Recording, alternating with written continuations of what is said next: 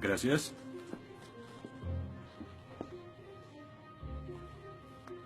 Disculpe, señor... Wheaton.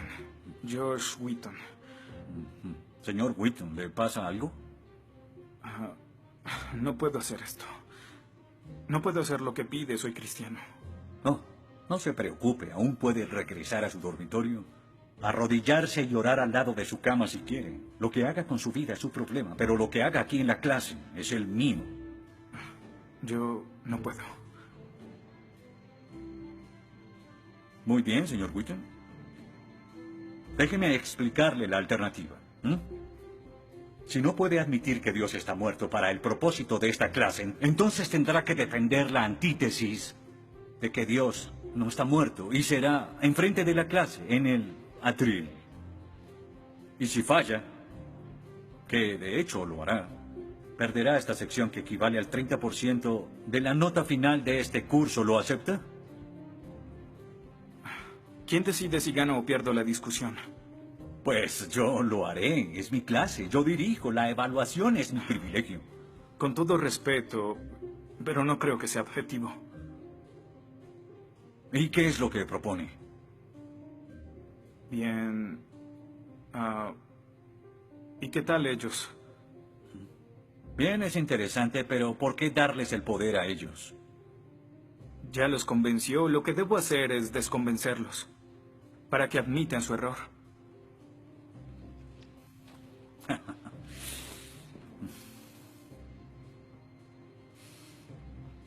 Bien. Señor Wheaton, tendrá 3 sesiones los últimos 20 minutos de las próximas 3 clases para que exponga su punto. Le prometo que haré las menores interrupciones posibles. Puede pedir lo que quiera en la clase, pero no le daré más tiempo. Los ateos dicen que nadie puede probar la existencia de Dios. Y tienen razón. Pero yo digo que nadie puede refutar que Dios existe.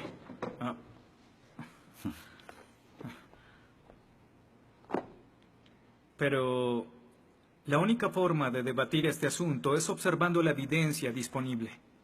Y es lo que vamos a hacer. Pondremos a Dios en un juicio.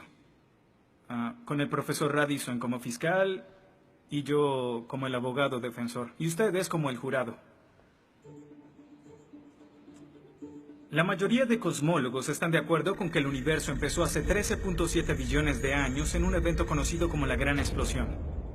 Ahora, analicemos la descripción del físico ganador del premio Nobel Steven Weinberg de cómo habría sido la Gran Explosión y, ya que él es ateo, podemos estar seguros de que no hay ninguna inclinación religiosa en su descripción. Al principio, hubo una explosión y en 3 minutos, 98% de la materia que hay o habrá se produjo.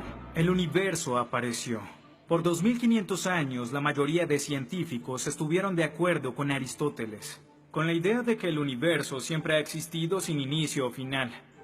Pero la Biblia no está de acuerdo. En 1920, el astrónomo belga Georges Lemaitre, teísta, que de hecho... ¿Qué es un teísta? Un teísta es alguien que cree en la existencia de Dios. Dijo que todo el universo saltó a la existencia en un billonésimo de segundo. De la nada, en un inimaginable destello de luz. Así es como esperaría que el universo respondiera si Dios hubiera dado la instrucción en Génesis 1:3 que exista la luz. En otras palabras, el origen del universo apareció como se esperaría después de leer Génesis y por 2500 años. La Biblia tiene razón y la ciencia está equivocada. Todo apunta a un Dios que lo creó, verán. En el mundo real no se ven cosas que se salgan de la nada, pero los ateos quieren hacer una excepción en esta regla. Específicamente en el universo y... Pero en su libro El espejismo de Dios, Richard Dawkins dice que si me dices que Dios creó el universo, entonces tengo el derecho a preguntar quién creó a Dios. La pregunta de Dawkins solo tiene sentido en términos de un Dios que ha sido creado. No tiene sentido en términos de un Dios no creado. que es la clase de Dios en el que creen, incluso dejando a Dios fuera de la ecuación, tengo el derecho de devolverle la pregunta al señor Dawkins y decir, si el universo te creó, ¿quién creó el universo? Ven, tanto teístas como ateos están agobiados por contestar la misma pregunta de cómo iniciaron las cosas. Lo que espero que entiendan de esto es que no hay que cometer suicidio intelectual para creer en un creador tras la creación, y en la medida que descarten a Dios, se verán obligados a encontrar una increíble explicación de cómo las cosas iniciaron.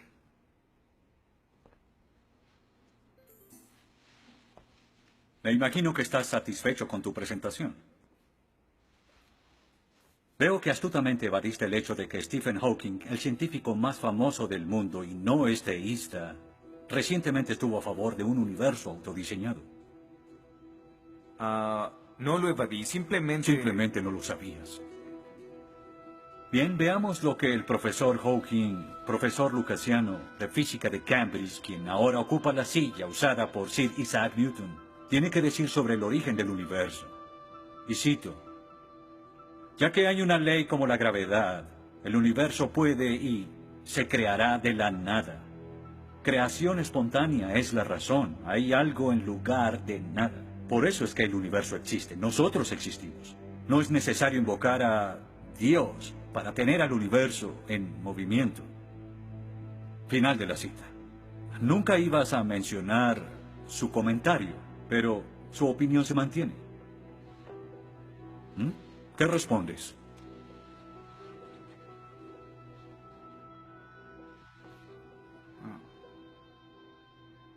No sé. ¿No sabes? Pinché el globo de todo tu argumento con un solo alfiler y... ¿tú no lo sabes? Oh. Señor, me gustaría decirle que tengo la respuesta perfecta, pero no quebranta mi fe. Oh, ok. Así que el más grande cerebro científico de toda la historia dice que Dios no es necesario, pero un estudiante de primer semestre dice, oh, sí lo es. Wow, ¿sabes? Va a ser una decisión muy difícil. Pues estaré pendiente la próxima semana. Se acabó la clase. Gracias a una ley como la gravedad, el universo puede y se creará de la nada. Y para ser honesto, no sabía cómo refutarlo. Después de todo, es cierto que Hawking es un genio. Pero el profesor John Lennox, quien enseña matemáticas y filosofía, ha demostrado que no hay ni uno ni dos, sino 3 errores de lógica en esa simple frase y se reduce a un razonamiento circular. Hawking básicamente está diciendo que el universo existe porque necesitaba existir, y como el universo necesitaba existir, se creó a sí mismo. Es como si les dijera que la carne enlatada es la mejor que haya existido porque en toda la historia no hay comida que sea mejor. Quizá me vean extraño y les digo que nunca he probado nada más. Y tienen razón, lo estoy ratificando. Pero cuando Hawking afirma que el universo se creó a sí mismo porque así debía ser, y luego dice que tiene una explicación de cómo y por qué fue creado, no reconocemos que está haciendo lo mismo. Pero así es. Continuando con Lennox, sandeces se quedan en sandeces, aunque sean dichas por un famoso científico. Y el público asuma que son declaraciones de la ciencia. Este es el tope de la arrogancia. ¿Me estás diciendo que tú, un estudiante, afirma que Stephen Hawking está mal? No. Lo que digo es que John Lennox, profesor de matemáticas y filosofía, encontró que las razones del profesor Hawking son incorrectas. Y si no soporta mi desacuerdo con Hawking, le sugiero que vaya a la página 5 de su libro, en donde insiste en que la filosofía está muerta. Y si está tan seguro de la infalibilidad de Hawking y la filosofía realmente está muerta, entonces no hay necesidad de esta clase. El mal. Se dice que el mal es el arma más potente del ateísmo contra la fe cristiana. Después de todo, la existencia del mal nos lleva a una pregunta. ¿Y si Dios es tan bueno y tan poderoso, ¿por qué permite que el mal exista? La respuesta a esto es muy simple. Libre albedrío. Dios permite que el mal exista por el libre albedrío. Desde el punto de vista cristiano, Dios tolera el mal en este mundo por un tiempo para que un día todos los que eligieron amarlo estén con Él en el cielo, apartados del mal, pero con el libre albedrío intacto. En otras palabras, la intención de Dios con el mal es destruirlo un día. Oh, qué conveniente. Un día me desharé de todo el mal del mundo, pero hasta ese momento tendrán que lidiar con las guerras, holocaustos, tsunamis, pobreza, hambruna y sida. Que se diviertan. Luego nos enseñará sobre el absolutismo moral. ¿Pero por qué no? El profesor Radisson, quien claramente es ateo, no cree en absolutismo moral, pero en su programa dice que planea hacernos un examen en la última semana. Apuesto a que si consigo una A en el examen haciendo trampa, inmediatamente empezará a sonar como un cristiano, insistiendo que está mal hacerlo. ¿Y qué base tendría él? Si el propósito de mis acciones es lograr el éxito, entonces, ¿por qué no podría hacerlo? Para los cristianos, el punto de la moralidad, lo que constituye lo bueno y lo malo, es una línea directa que nos conduce hacia Dios. Oh, estás diciendo que necesitamos a Dios para ser morales, que una moral atea no es posible. No, pero sin Dios no hay una razón para ser moral, no habría un estándar para el comportamiento moral. Para los cristianos, mentir, robar, hacer trampa en un examen para lograr una calificación que no merezco está prohibido. Pero si Dios no existiera, según Dostoyevsky, este es el punto. Ahora, si Dios no existe, entonces todo es permitido. Y no solo es permitido, sino sin sentido. Si el profesor Radisson tiene razón, entonces nuestra lucha, nuestro debate, lo que decidamos aquí no tiene sentido. Nuestras vidas, nuestras muertes no serán diferentes a las de un pez dorado. Oh, qué ridiculez. Después de toda tu charla, ¿quieres decir que solo hay una opción? Creer o no creer. Así es. Eso es todo. De eso se trata todo. La diferencia entre su posición y la mía es que usted les quitó su elección. Les exigió que eligieran la casilla marcada con no creo. Sí, porque quiero liberarlos. Porque la religión es como un virus mental que los padres han heredado a sus hijos. Y el cristianismo es el peor de todos. Lentamente se mete en tu vida cuando estás débil, enfermo o indefenso. ¿La religión es una enfermedad? Sí. Sí, infecta todo. Es la enemiga de la razón. ¿Razón? Profesor, usted dejó la razón hace mucho tiempo. Lo que nos está enseñando aquí no es filosofía, ni siquiera es ateísmo. Lo que nos está enseñando aquí es antiteísmo. No es suficiente. Necesita que todos no creamos como usted. ¿Por qué no admites la verdad? ¿Quieres enredarlos en tu primitiva superstición? Lo que quiero es que tomen su propia decisión. Eso es lo que No Dios sabes quiere. cuánto voy a disfrutar reprobándote. Pero ¿a quién realmente quiere reprobar, profesor? ¿A mí o a Dios?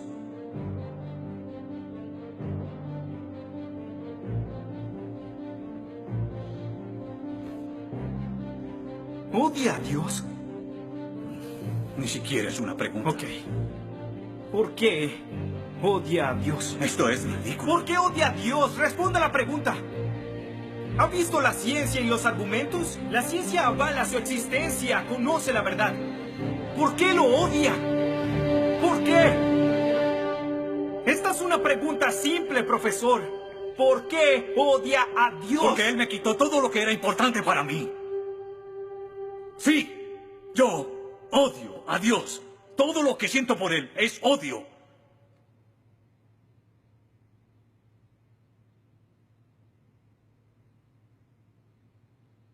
¿Cómo puede odiar a Dios si no existe?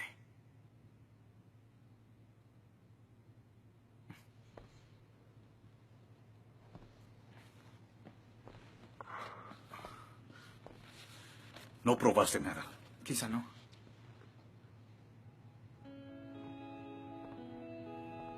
Ellos deben elegir.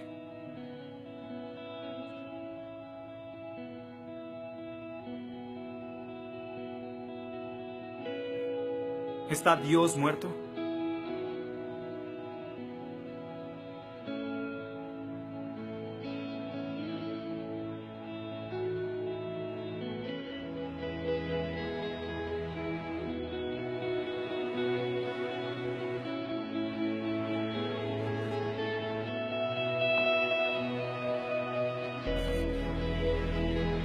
Dios no está muerto.